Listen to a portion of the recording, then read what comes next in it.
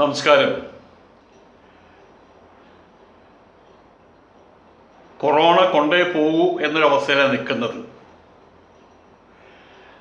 അത് ഏതെങ്കിലും ഒരു പ്രാന്തത്തിന് മാത്രമല്ല, ലോകമെമ്പാടും. പണ്ട്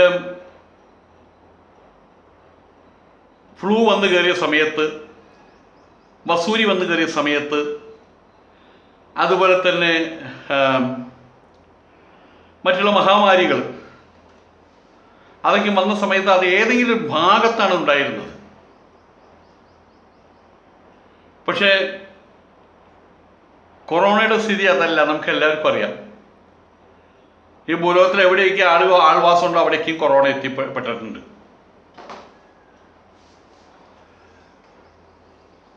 പതുക്കെ പതുക്കെയാണെങ്കിലും മരണസംഖ്യ കാര്യമായിട്ട് ഉയരുന്നുണ്ട്. ഇന്ത്യയിലും മഹാരാഷ്ട്രയിൽ അതുപോലെ തന്നെ സിറ്റികളിലൊക്കെ വലിയ പ്രശ്നങ്ങൾ ഉണ്ടാക്കി വയ്ക്കുന്നുണ്ട്, ഡൽഹിയിലടക്കം.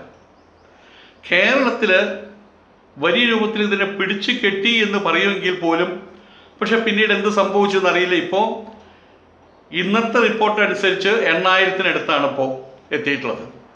ഇന്നലെ 7500 അത് കയറി വരികയാണ്. അത് നിസ്സാര സംഖ്യയിലെ മരണസംഖ്യയും കൂടി വരുന്നുണ്ട്. ഇതൊരു സർക്കാരിൻ്റെയും കുഴപ്പമില്ല, ശാസ്ത്രജ്ഞന്മാർക്ക് പോലും അറിയില്ല എന്ത് ചെയ്യണമെന്ന് അറിയില്ല. വന്നവർക്ക് വീണ്ടും വരുന്നതായിട്ടാണ് പറയുന്നത്. വാക്സിനും അതുപോലെ തന്നെ എത്രത്തോളം പ്രായോഗികമാണ് എന്ന് ഉറപ്പിക്കാൻ കഴിഞ്ഞിട്ടില്ല. ഇനിയപ്പോൾ ഒരു കാര്യം മാത്രമേ ഇവിടെ ബാക്കി നിൽക്കുന്നുള്ളൂ. പറ്റാവുന്നിടത്തോളം അകലം പാലിക്കുക, സാമൂഹിക അകലം പാലിക്കുക. അതിനുള്ള തന്ത്രങ്ങളാണ് മെനഞ്ഞുകൊണ്ടിരിക്കുന്നത്. നമ്മളുടെ അടിസ്ഥാനപരമായിട്ടുള്ള ഏറ്റവും വലിയ ആവശ്യമായിട്ടുള്ള കുട്ടികളുടെ വിദ്യാഭ്യാസം അത് മുടങ്ങിയിട്ട് വർഷം 2 കഴിഞ്ഞു. ഇനിയും ഈ വർഷം കൂടി ആ വിദ്യാഭ്യാസ സ്കൂൾ തുറക്കാനുള്ള സാധ്യതകൾ തുലവും കുറവാണ്, ഇല്ലെന്ന് പ്രഖ്യാപിച്ചു കഴിഞ്ഞു പലരും. അത് വലിയൊരു കാര്യമാണ്. 2 കൊല്ലത്തെ വിദ്യാഭ്യാസം പോകുക എന്ന് പറയുമ്പോൾ 5 വയസ്സിൽ 1ാം ക്ലാസ്സിൽ ചേരേണ്ട കുട്ടിക്ക് ഇപ്പോൾ 7 വയസ്സിൽ ചേരാൻ പറ്റിയിട്ടില്ല. ഇനി വന്നാൽ ചേരാൻ പോകുന്നത്. എൻ്റെ ഈ കുട്ടിക്കാലത്ത് 8ാമത്തെ വയസ്സിലും 9ാമത്തെ വയസ്സിലേക്ക് 1ാം ക്ലാസ്സിൽ ചേർന്ന് കുട്ടികളെ കണ്ടിട്ടുണ്ട്. അന്നത്തെ കാലം അങ്ങനെ. ഇന്നിപ്പോൾ അതേ അവസ്ഥയിലേക്കാണ് വരുന്നത്. കുട്ടികളെ 2-3 വയസ്സാകുമ്പോഴേക്കും LKGയും UKGയും പ്ലേ സ്കൂളിലേക്ക് കൊണ്ടു ചേർത്ത് കുട്ടികളെ വിദ്യ കൊണ്ട് സമ്പന്നരാക്കാൻ വേണ്ടിയിട്ട് മാതാപിതാക്കൾ, പ്രത്യേകിച്ച് കേരളത്തിൽ യുദ്ധമാണ് നടന്നിരുന്നത്. വാസ്തവത്തിൽ കുട്ടി SLCക്കും +2 ആയി കഴിഞ്ഞാൽ അവൻ വീട്ടുതടങ്കലിലായിരിക്കും. പക്ഷേ എല്ലാം താറുമാറായി. ഇവിടെ മാത്രമല്ല, കൃഷി കാര്യങ്ങളാണെങ്കിലും വ്യവസായങ്ങളാണെങ്കിലും വിദ്യാഭ്യാസ രംഗത്താണെങ്കിലും എല്ലാ ഭാഗവും താറുമാറായി കിടക്കുകയാണ്. എല്ലായിടത്തും താറുമാറായി കിടക്കുകയാണ്. ഇവിടെ മാത്രമല്ല, അമേരിക്കയിലാണെങ്കിലും റഷ്യയിലാണെങ്കിലും ഓസ്ട്രേലിയയിലാണെങ്കിലും തെക്കാണെങ്കിലും വടക്കാണെങ്കിലും പടിഞ്ഞാറാണെങ്കിലും കിഴക്കാണെങ്കിലും എല്ലാ രാജ്യങ്ങളും, ഇംഗ്ലണ്ടിൽ ഇറ്റലിയിൽ ഒക്കെ കൊറോണ സംബന്ധിച്ചിട്ടുള്ള നിയമനിർമ്മാണങ്ങൾ അവിടെ നടക്കുന്നത്. കാരണം എല്ലാത്തിലും ഉപരി എന്താണ്, ജീവനുണ്ടെങ്കിലല്ലേ ബാക്കിയുള്ള കാര്യത്തെക്കുറിച്ച് നമുക്ക് എന്തെങ്കിലും ചിന്തിക്കാൻ തന്നെ കഴിയുള്ളൂ. ഇത് ജീവിതത്തിൻ്റെയും ജീവൻ്റെയും പ്രശ്നമാണ് ഇവിടെ നടമാടുന്നത്. നമുക്ക് എല്ലാവർക്കും അറിയാം. ഭയാനകമായിട്ടുള്ള നിലയിലാണ് പ്രത്യേകിച്ച് കേരളത്തിൻ്റെ സ്ഥിതി. കാരണം വിദേശത്ത് കേരളത്തിൻ്റെ നട്ടെല്ല് എന്ന് പറയാവുന്നത് പ്രവാസ ലോകമായിരുന്നു. പ്രവാസ ലോകത്തിൽ പോയിട്ടുള്ള പ്രവാസികൾ, ആ പ്രവാസികൾ അയക്കുന്ന പൈസ ഇവിടെ എന്താ? ഇവിടെ ഒന്നുമില്ല. നെൽകൃഷിയില്ല, ഗോതമ്പ് കൃഷിയില്ല, സ്വർണം കുഴിച്ചെടുക്കുന്നില്ല, വെള്ളി കുഴിച്ചെടുക്കുന്നില്ല, കൽക്കരി കുഴിച്ചെടുക്കുന്നില്ല. നമുക്ക് നമ്മുടേതായിട്ടുള്ള കേരളത്തിൻ്റെയുള്ള വരുമാനം എന്ന് പറയാൻ ഒന്നുമില്ല. നീ കടൽ തീർത്ത കരിമണൽ വിറ്റിട്ട് പൈസ ഉണ്ടാക്കേണ്ടി വരും. അതാണ് സ്ഥിതി. ഏതോ ഒരു ചൈനീസ് ശാസ്ത്രജ്ഞൻ വന്നിട്ട് പറഞ്ഞു, നിങ്ങൾക്ക് 6 മാസം കൂടെ മഴ കിട്ടുന്നുണ്ടല്ലോ, മഴവെള്ളം കയറ്റുമതി ചെയ്യാനായിട്ട്. അവർ ചെയ്യും അത്. പക്ഷെ നമ്മളൊന്നും അത്രത്തോളം സാങ്കേതികത്വം വളർന്നിട്ടില്ലല്ലോ. ഇനി കൃത്യമായിട്ട് കൃഷി നടക്കാത്തതിൻ്റെ പേരിൽ ഇനി വരാൻ പോകുന്ന ദിവസങ്ങളിൽ വിലക്കയറ്റം. ഇനി 2, 3, 4 മാസം കഴിയുമ്പോൾ അരിയുടെ വില 150 രൂപ 1 കിലോന്. എത്ര ആൾക്ക് അത് വാങ്ങിച്ച് ജീവിക്കാൻ പറ്റും അറിയില്ല. എല്ലാ മേഖലകളും തകർന്നിരിക്കുകയാണ്. പിടിച്ചാൽ കിട്ടാത്ത രീതിയിലാണ് രണ്ടാം വ്യാപനം മൂന്നാം വ്യാപനം എന്ന് പറയുന്ന കൊറോണ വന്നു കയറിയിട്ടുള്ളത്. ഞാൻ ഇത്രയും പറയാനുള്ള കാരണം ഇത് നിങ്ങൾക്കറിയാത്തൊരു കാര്യം ഞാൻ പുതുതായിട്ട് അവതരിപ്പിച്ചതല്ല. എന്നേക്കാൾ നന്നായിട്ട് നിങ്ങൾക്കറിയാം, കുവൈറ്റിൽ കർഫ്യൂ ആണ്, അവിടെ ബോംബെയിൽ കർഫ്യൂ ആണ്, ലോക്ക്ഡൗൺ ആണ് അവിടെ. ഡൽഹിയിലും അതുപോലെ. ഇംഗ്ലണ്ടിൽ രാജ്ഞിയുടെ ഭർത്താവ്, അദ്ദേഹത്തിൻ്റെ പേര് ഫിലിപ്പ് രാജകുമാരൻ, അദ്ദേഹം രാജാവ് മരിച്ചപ്പോൾ കാണാൻ ആരും കടത്തിവിട്ടില്ല എന്നുള്ളതാണ് അവിടേക്ക്. ആലോചിച്ച് നോക്കണം. ഇംഗ്ലണ്ടിലെ രാജാവാണ് മരിച്ചത്, പക്ഷെ അവിടുത്തെ നിയമപ്രകാരം അവരെ കാണാൻ ഇത്ര പേര്, 50 പേരോ 15 പേരോ മറ്റോ കടക്കാൻ പാടുള്ളൂ. അത് തന്നെ സെലക്ട് ചെയ്ത് അവർക്ക് എല്ലാ വിധത്തിലുള്ള സുരക്ഷിതത്വവും നൽകി എന്നിട്ടാണ് കടക്കാൻ അനുവദിച്ചത്. അതിന് ലിസ്റ്റ് തയ്യാറാക്കി അവരെ മാത്രമേ കടത്താൻ അനുവദിച്ചത്. ഇതൊക്കെയാണ് ലോകത്തിൻ്റെ സ്ഥിതിഗതികൾ. തലയ്ക്കകത്ത് ചാണകം കയറി കിടക്കാത്ത സകലമാന പേരും കൊറോണ ഇവിടെ ഉണ്ട്, ആ കൊറോണ ഉണ്ട് ഇവിടെ ഉണ്ട് എന്നുള്ളതനുസരിച്ച് വേണം തങ്ങളുടെ ജീവിതത്തിൻ്റെ മുന്നേറ്റം എന്ന് കരുതിയിട്ട്. എൻ്റെ അടുത്ത സുഹൃത്തുക്കൾ പോലും എൻ്റെ അടുത്തേക്ക് വരുന്നില്ല, ഞാൻ അവരുടെ അടുത്തേക്ക് പോകുന്നില്ല. ഏതെങ്കിലും വാഹനത്തിലൂടെ സഞ്ചരിക്കുന്ന സമയത്ത് കൈകാട്ടി അവർ നിർത്തില്ല. പണ്ട് കൈകാട്ടി കഴിഞ്ഞാൽ മെട്രോപൊളിറ്റൻ സിറ്റികളിൽ അങ്ങനെയാണ്, കൈകാട്ടി നിർത്തും. ഇങ്ങനെ ലിഫ്റ്റ് എന്ന് പറഞ്ഞു കഴിഞ്ഞാൽ അവർ നിർത്തും. ഇപ്പം നിർത്തുന്നില്ല. കാരണം ഈ കയറിയിരിക്കുന്നവൻ എന്താ സൈസ് എന്നറിയില്ല, ഒരു കൊറോണ ഉണ്ടോ ഇല്ലെന്ന് അറിയില്ലല്ലോ. അത് ലോക ബന്ധങ്ങൾ പോലും ജീവിത ബന്ധങ്ങൾ പോലും ഏത് രീതിയിലേക്ക് തിരിച്ചുവിട്ടെന്ന് അറിയാത്തൊരു സാഹചര്യത്തിൽ എത്തിയിരിക്കുകയാണ്. ക്വാറന്റൈൻ എന്ന് പറഞ്ഞ വാക്ക്, പുതിയ വാക്ക്, ആ സംവിധാനം പുതിയൊരു സംവിധാനം, അത് വ്യാപകമായിരിക്കുകയാണ്. സ്വന്തക്കാരാണെങ്കിലും ബന്ധുക്കളാണെങ്കിലും വിവാഹം നടത്തുന്ന സമയത്ത് കോടീശ്വരന്മാരുടെ പോലും വിവാഹം 10 പേരെ വെച്ച് 15 പേരെ വെച്ച്. ശവദാഹം ഇതുപോലെ തന്നെ. ഇപ്പം അമേരിക്കയിലുള്ള ആളുകളുണ്ട്, ഇന്ത്യയിൽ അവർക്ക് പെട്ടെന്ന് വരണം തോന്നിയാൽ കഴിയില്ല, അവർക്ക് കഴിയില്ല. ഏത് രീതിയിലാണെങ്കിലും ഒരു കഴിയാത്ത സാഹചര്യം. പണ്ട് ഇവിടെ ഏതെങ്കിലും അവരുടെ അച്ഛൻ മരിച്ചു, അല്ലെങ്കിൽ അവരുടെ മുത്തച്ഛൻ മരിച്ചു, ആ ശവം കാത്തു സൂക്ഷിക്കുന്നു, ഐസൊലേറ്റ് മറ്റേ എൻ്റെ സംവിധാനത്തിൽ കാത്തു സൂക്ഷിക്കുന്നു, ശീതീകരണ പെട്ടിയിൽ കാത്തു സൂക്ഷിക്കുന്നു. എന്നിട്ട് അവർ വന്നതിന് ശേഷം ദഹിപ്പിക്കുന്നു. ഇന്ന് അവർക്ക് വരാൻ കഴിയുന്നില്ല. അപ്പോൾ പ്രശ്നങ്ങൾ അത്രയും രൂക്ഷമാണ്. എന്നാൽ ഇതൊന്നും അറിയാത്തൊരു കൂട്ടം ആൾക്കാർ ജീവിച്ചിരിപ്പുണ്ട് ഈ ലോകത്ത്. എവിടെയാണെന്ന് അറിയാമോ? ആമസോൺ കാടുകളിൽ ആണെങ്കിൽ തരക്കേടില്ല, അതല്ലെങ്കിൽ ആൻഡമാൻ നിക്കോബർ കാടുകളിലാണെങ്കിൽ തരക്കേടില്ല, അവിടേക്കൊന്നും ജനജീവിതം എത്തിപ്പെട്ടിട്ടില്ല. സൈബീരിയൻ കാടുകളിലാണെങ്കിൽ തരക്കേടില്ല, പറഞ്ഞതൊക്കെ വിശ്വസിക്കാൻ പറ്റും. എന്നാൽ ഈ രീതിയിൽ വലിയ രൂപത്തിൽ ചുറ്റും കത്തിക്കൊണ്ടിരിക്കുമ്പോൾ, ആരോ പറഞ്ഞ പോലെ വീടും പറമ്പ് കത്തിക്കൊണ്ടിരിക്കുമ്പോൾ അപ്പനെ അമ്മയെ കെട്ടിക്കണം എന്ന് പറയുന്ന പോലെ കുറെ സാംസ്കാരിക തലസ്ഥാനത്തുള്ള കുറെ ഊശാമ്പികൾ അവരാരുടെ അമ്മയെ കെട്ടിക്കാൻ വേണ്ടിയിട്ടാണെന്നറിയില്ല തൃശ്ശൂപൂരം നടത്തണമെന്നും പറഞ്ഞ് ഇവർ ഏത് ഭാഷയിലാണ് ഇവരെ സംബോധന ചെയ്യേണ്ടത്? എന്നാലൊരു സിനിമ ഒന്ന് ജോജി, അതിൽ 30 വട്ടമാണ് ആ ജോജി സിനിമയിൽ മയില് എന്ന് പറഞ്ഞ വാക്ക് ഉപയോഗിക്കുന്നത്. അതൊരു മറ്റെന്തായാലും പറയുക, അന്തസ്സുള്ളൊരു വാക്കായിട്ട് മാറിക്കഴിഞ്ഞു. നമ്മളെല്ലാവരും ജീവിതത്തിൽ ഉപയോഗിക്കുന്നതല്ലേ. ആ വാക്ക് ഇപ്പോൾ ഇവരിട്ട് പ്രയോഗിക്കണം. ഈ വടക്കുന്ന മറ്റേ പാറമേക്കാവ് തിരുവമ്പാടി ദേവസ്വക്കാർ, അനുബന്ധ ദേവസ്വക്കാർ, അമ്പലങ്ങളിലുള്ള ആൾക്കാരെ മയിലുകൾ എന്ന് പറഞ്ഞുകൊണ്ട് യാതൊരു തെറ്റുമില്ല. ഇനി അത് പറയും തായോളികൾ എന്ന് പറയാം, നായിൻ്റെ മക്കളെന്ന് പറയാം, തന്തയ്ക്ക് പറക്കാത്തവരെന്ന് പറയാം. കാരണം ഒരു ദേശത്തിനെ ശവപ്പറമ്പാക്കി മാറ്റിയേ ഞങ്ങൾ അടങ്ങൂ എന്ന് പറഞ്ഞൊരു കൂട്ടം ആൾക്കാർ ഇറങ്ങുമ്പോൾ എനിക്ക് ചോദിക്കാനുള്ളത്, ഇരട്ടച്ചങ്കൻ എന്ന് പലരും പറയുന്നുണ്ട്, അദ്ദേഹം പറഞ്ഞിട്ടില്ല, നാട്ടുകാർ പറയുന്നുണ്ട്, നമുക്കൊക്കെ പലപ്പോഴും തോന്നിയിട്ടുമുണ്ട്. തീരുമാനങ്ങൾ എടുക്കാൻ, തീരുമാനങ്ങൾ നല്ലതോ ചീത്തയോ അത് പലരുടെ അഭിപ്രായം. പിണറായി വിജയൻ എടുക്കുന്ന തീരുമാനം തെറ്റ് എന്ന് പറയുന്നവരുണ്ട്, ശരി എന്ന് പറയുന്നത് അതെന്തോ ആകട്ടെ. പക്ഷേ തീരുമാനമെടുക്കാൻ ശേഷിയുള്ള ആളാണ് അദ്ദേഹം എന്നുള്ളതിൽ 2 തരമില്ല, 2 അഭിപ്രായമില്ല. ആ മനുഷ്യൻ ഇതുവരെ തീരുമാനം എടുത്തിട്ടില്ല. ഇവൻ്റെക്ക് തലയെടുത്ത് മാറ്റി വയ്ക്കുകയല്ലേ വാസ്തവത്തിൽ വേണ്ടത്? അതിന് ഇവനെ കുന്തത്തിൽ കയറ്റി നിർത്തുകയല്ലേ വേണ്ടത്? ഈ പാറമേക്കാവ് തിരുവമ്പാടി ദേവസ്വത്തിൻ്റെ ഊശാമ്പികളെ 144 പ്രഖ്യാപിക്കണം അവിടെ, രാത്രി കർഫ്യൂ പ്രഖ്യാപിക്കണം അവിടെ. ഇവനിപ്പോ പൂരം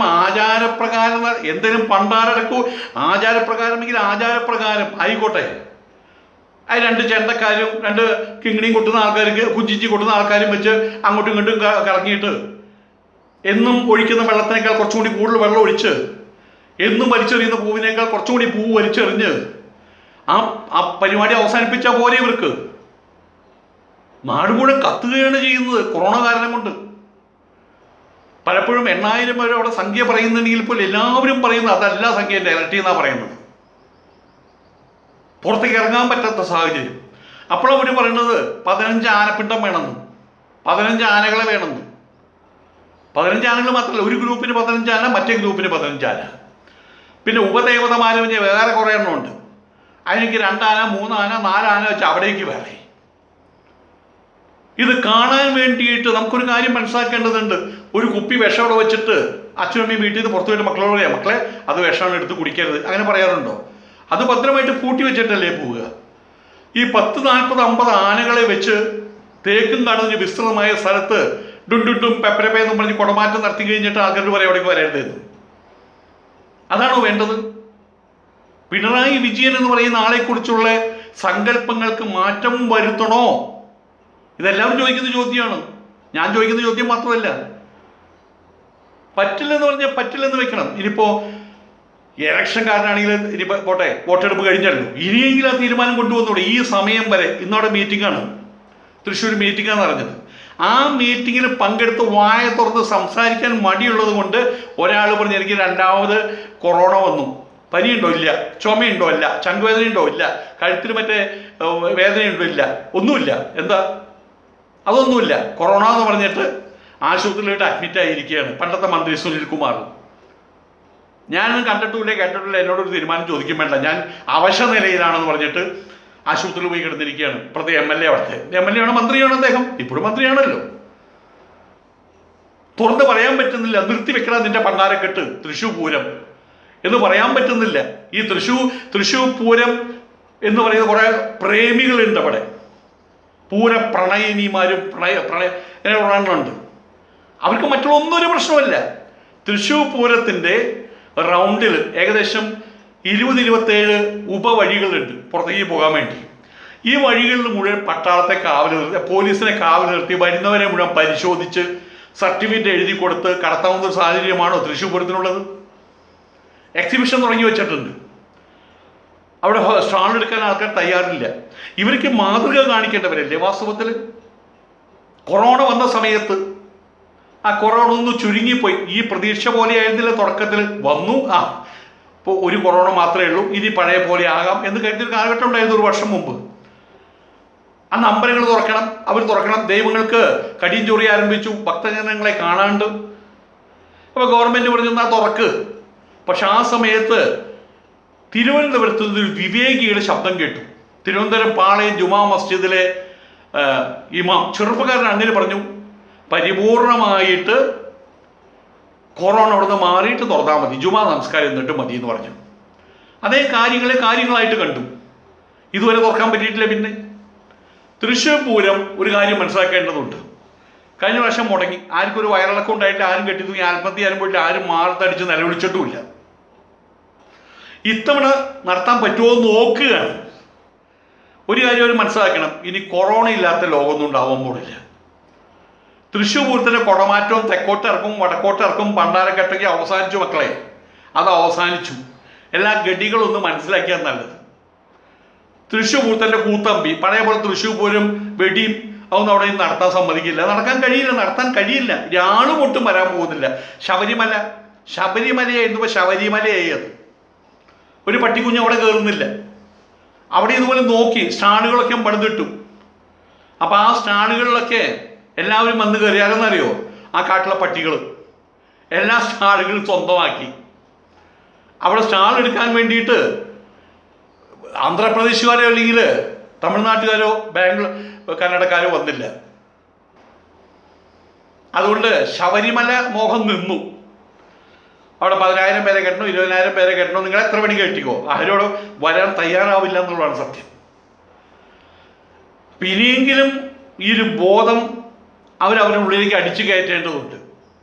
ഇനി തൃശ്ശൂർ പൂരം എന്ന് പറഞ്ഞാൽ ആ വടക്കുന്നാഥൻ മതിൽക്കെട്ടിൻ്റെ അകത്ത് നിന്നുള്ള കുഞ്ചിഞ്ചിയും പെപ്പരപ്പേ ഇത് മാത്രമേ നടക്കുള്ളൂ. കുറച്ച് ചോറും പൂവൊക്കെ ഉണ്ടായിട്ട് ഇങ്ങനെ ഷൂട്ടെ ആക്കി മതി. ഇനി വടക്കുന്നാനും അതേ പറ്റുള്ളൂ. അല്ല, വടക്കുന്നാനും ഇനി എന്തോ വലിയ എന്തായാലും പറയുക അഖിലാണ്ട് കോടി ബ്രഹ്മാണ്ട കോപ്പനാണെങ്കിൽ ഈ കൊറോണയും കൂടി ഇല്ലാണ്ടാക്കട്ടെ, കാര്യം കഴിഞ്ഞില്ലേ. അയ്യപ്പൻ ആളുകളെ കിട്ടുന്നില്ല അവിടെ, ബിസിനസ് കൃത്യമായിട്ട് നടക്കുന്നില്ല അവിടെ. അയ്യപ്പൻ അഖിലാണ്ട് കോടി ബ്രഹ്മാണ്ട കോപ്പനാണെങ്കിൽ അയാൾ ഈ കൊറോണയെ പിൻവലിക്കട്ടെ. എന്നിട്ട് ആൾക്കാരുടെ മക്കളെ മക്കളെ എന്ന് പറഞ്ഞൂടെ. ആൾ ദൈവങ്ങൾ അണ്ടർഗ്രൗണ്ടിൽ പോയിട്ട് പിന്നെ പ്രത്യക്ഷപ്പെട്ടല്ലായിരിക്കണം. കാല് പുറത്ത് കാണാണ്ട് ആളയുടെ അകത്ത് കയറിയിരിക്കുക, വാല് മാത്രമേ പുറത്തുള്ളൂ. ആൾ ദൈവങ്ങൾ, ആൾ ദൈവിമാരും ദൈവങ്ങളൊക്കെയും അപ്പം തന്നെ ഉള്ളിലോട്ട് പോയി. പിന്നെ പുറത്തേക്ക് ഇറങ്ങിയിട്ടില്ല ഒരെണ്ണം. ഈ ശവങ്ങളൊന്നും പുറത്തേക്ക് വരാതിരുന്ന അത്രയും നല്ലത്. ആട്ടവും പാട്ടവും തുള്ളലും അനുഗ്രഹം കൊടുക്കലും കെട്ടിപ്പിടുത്തവും ഉമ്മകുത്തലും. ഞാനിപ്പോൾ ഓർമ്മിക്കുന്ന കാര്യമുണ്ട്. പട്ടാമ്പി ഭാഗത്ത് അന്ന് ഞാൻ അടുത്തുള്ള സമയത്താണ് അവിടെ ഒരാൾ സംസം വെള്ളം കൊടുക്കാൻ തുടങ്ങി. അയാളുടെ കിണറ്റിൽ സംസം വെള്ളം അത്രേ.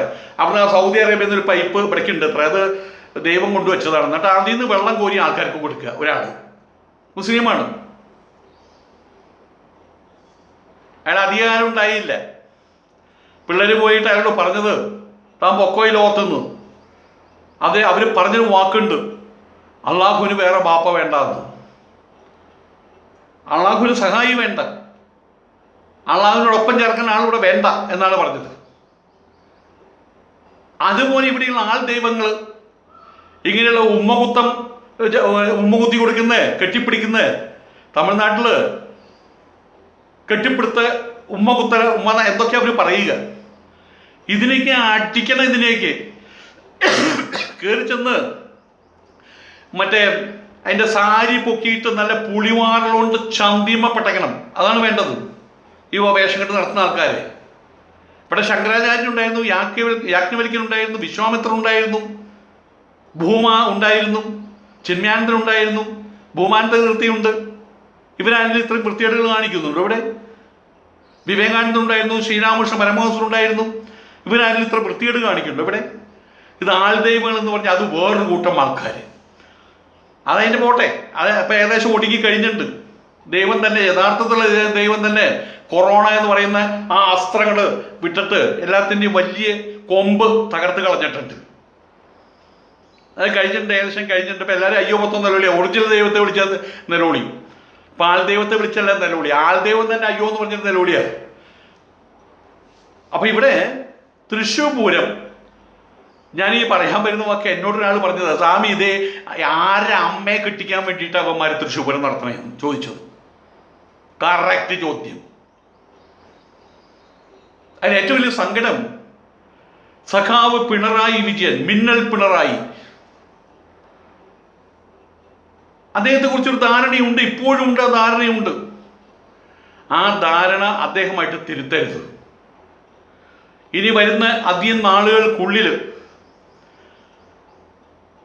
കളക്ടർ മുഖേന ഏതെങ്കിലും രീതിയിൽ അവിടെ പ്രഖ്യാപനം വരണം. 144 എന്ന പ്രഖ്യാപനം വന്നേ തീരും. ആ മതിലിൻ്റെ പുറത്ത് ഒരു ഊടുനൂൽധാരികളും പുറത്തു വിടരുത്. ഈ കാട്ടാനകളെ കൊണ്ടുവന്നിട്ട് മേക്കപ്പും ചെയ്ത് വേഷം കെട്ടി, അത് വേറെ ദാരുണമായിട്ടൊരു കഥ. അത് വലിയൊരു കഥയാണത്. ആനകളെ കടത്തി വിടരുത്. ഇവന്മാർ ഈ കമ്പറ്റി കോടാലികൾ അവന്മാർ കുനിഞ്ഞു നിന്നിട്ട് അതിൻ്റെ മേലെ കയറിയിരിക്കട്ടെ, തലമ്പൊക്കി വെക്കട്ടെ, എന്നിട്ട് ഒന്ന് അനുഭവിക്കട്ടെ കൊടുംചൂടിൽ.